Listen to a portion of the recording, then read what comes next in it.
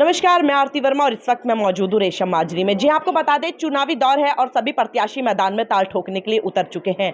आपको बता दें, चुनाव छोटा हो या बड़ा, सभी में संघर्ष, मेहनत, ईमानदारी और प्रत्याशी की वफादारी देखी जाती है। तो इसी के साथ मेरे साथ मौजूद है महिला प्रधान प्रत्याशी किरण पाल जी हैं। इनसे हम बात करेंगे क्या क्या क्षेत्र की समस्याएं हैं और किन किन मुख्य समस्याओं पर ये कार्य करने वाली हैं। और आपको बात एक और बता दें कि निवर्तमान प्रधान भी यही थे और दोबारा इनको मौका मिला है। प्रथम बार भी ये एक बार विजय घोषित करके आ चुके हैं। ये इनकी तीसरी बारी है। अब देखना ये होगा जनता क्या फैसला लेती है। तो आइए इनसे बात करते हैं क्या क्या क्षेत्र की समस्याएं हैं। नमस्कार मैम, स्वागत है हमारे चैनल पर। मैम, आप महिला प्रधान प्रत्याशी हैं, आपने क्षेत्र का भ्रमण किया होगा और आप कर भी रही हैं। तो क्या क्या ऐसी समस्याएं हैं क्षेत्र में जो अभी सुचारू रूप से ठीक नहीं हो पाई हैं और किन किन मुख्य समस्याओं पर आप कार्य करने वाले हैं? हाँ जी। तो मैं यही कहना चाहूँगी कि जैसे कि हम पिछले 10 वर्ष से मैं 2014 की योजना में प्रधान रही 19 तक, और फिर उसके बाद 2019 से 2024 तक मेरे पति अनिल पाल जी प्रधान रहे हैं।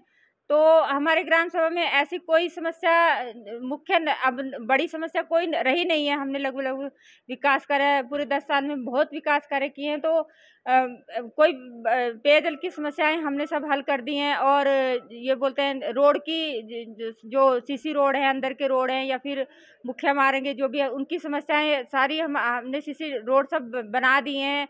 और स्वच्छता के सारे कार्य पूर्ण है और इसके लिए हमें अवार्ड भी मिल चुका है, राष्ट्रपति पुरस्कार।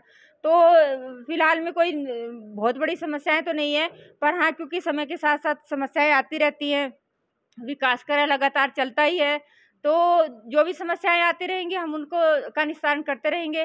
हाँ जी। तो हम कह सकते हैं कि बिजली पानी से कोई भी क्षेत्रवासी वंचित नहीं है, सभी का समाधान आपके द्वारा किया गया है। हाँ जी, हाँ जी, हाँ जी। मैम, आपसे जानना चाहूंगी कि आपकी ग्राम सभा में लगभग कितने वोटर्स हैं? हमारी ग्राम सभा में 9,500 प्लस वोटर हैं अभी। नए वोटर अभी कुछ चढ़े हैं, तो अभी वोटिंग के बाद ही पता चलेगा कि हाँ लगभग। हाँ जी। हम कन्वेंसिंग के लिए आप लगातार जारी हैं, क्षेत्र का भ्रमण कर रही हैं, डोर टू डोर लोगों से मिल रही हैं, किस तरह का जनता द्वारा प्यार देखने को मिल रहा है? जी, क्योंकि हम पिछले 10 वर्ष से प्रधान हैं, पति पत्नी, तो हमारे द्वारा बहुत सारे विकास कार्य किए गए हैं, पेंशन वगैरह लगाए गए हैं, पेयजल की समस्याएं हल की गई हैं, सीसी रोड की समस्याएं हल की गई हैं। और लगभग सभी लोगों की मतलब हमने पूरे जी जान से सेवा की है अपनी ग्राम सभा में। तो हमें बहुत प्यार मिल रहा है अपनी ग्राम सभा से। कहीं से भी हमें अपनी आलोचना सुनने को नहीं मिली है, या फिर कहीं से भी कोई ये नहीं बोलता कि हाँ प्रधान जी आपने ये नहीं किया है। वो सब बोलते हैं हाँ प्रधान जी हमारा सब काम हुआ है, हम आपको ही वोट करेंगे। मैम, देखा जाता है कि बिजली पानी भी मिल जाती है, सड़कें भी सब मुहैया करा देते हैं। एक वायरस है जो तेजी से फैलता जा रहा है और वो घर घर पहुंचता जा रहा है। और कहीं भी आप देख लो, छोटी छोटी दुकानों पे लोगों के घरों में बिकता हुआ दिखता है। वो नशा है, नशे का वायरस है। अगर आप जीतती हैं तो आप किस तरह का कार्य करेंगी नशे को हटाने के लिए? मैं पर्सनली भी अपने मतलब नशे के बहुत खिलाफ हूँ। हमारे परिवार में भी नशा मुक्त, मतलब हमारे परिवार में पूरी तरह से नशे का कोई भी वो नहीं, चिन्ह नहीं है। तो मैं तो जैसे हम महिलाओं को दुखी देखते हैं, परेशान देखते हैं, तो मैं चाहती हूँ कि मतलब मेरा प्रयास रहेगा पूरा कि हम अपने ग्राम सभा को अधिक से अधिक नशा मुक्त बना सकें, लोगों को समझा सके। जब हम प्रधान भी नहीं थे, हमने 2005 में यहाँ पे जिम सेंटर अपना खुद का खोला था, ताकि युवाओं को थोड़ा हेल्थ के प्रति लोग जागरूक हो सके। तो हम शुरू से ही इसके लिए जागरूक है कि लोग स्वस्थ रहें, नशा मुक्त रहें। हाँ जी, हाँ जी।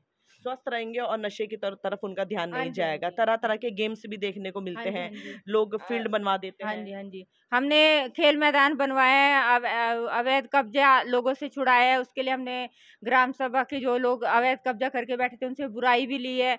अब उस खेल मैदान हमारा लगभग मैदान तैयार है, बस थोड़ा सा उसका नवीनीकरण या फिर सौंदर्यकरण होना बाकी है। हाँ जी।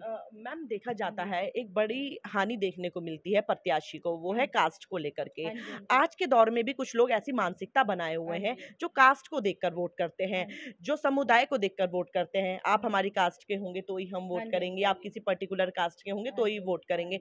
जो जाति धर्म भेद को देखकर वोट करते हैं, उनकी जो इस तरह की धारणा रखे हुए हैं, उन लोगों लोगों की मानसिकता बदलने के लिए आप क्या कहना चाहेंगी? हाँ जी। क्योंकि हमने दो चुनाव जीते हैं, लड़े हैं और हमें जाति के आधार पे कभी भी कोई चुनाव नहीं लड़ा और ना ही हमने हमारी जाति से हमारा जीत होने वाली थी। तो हमारे साथ तो सभी जातियाँ जुड़ी हुई हैं। कोई भेदभाव नहीं रखते लोग ना, क्योंकि आज की जनता जागरूक है, वो विकास को वोट देती है, ना कि जात बिरादरी को। कुछ लोग हैं अभी भी जो जाति के आधार पे चुनाव लड़ रहे हैं और उनका पिछले 10 साल से क्या असर है वो जानते ही हैं सब ना। तो हम तो जाति के प्रति कोई मतलब जाति के आधार पे कोई इलेक्शन नहीं लड़ रहे हैं और वैसे लोगों का है भी नहीं है जाति के रुझान की तरफ रुझान ना।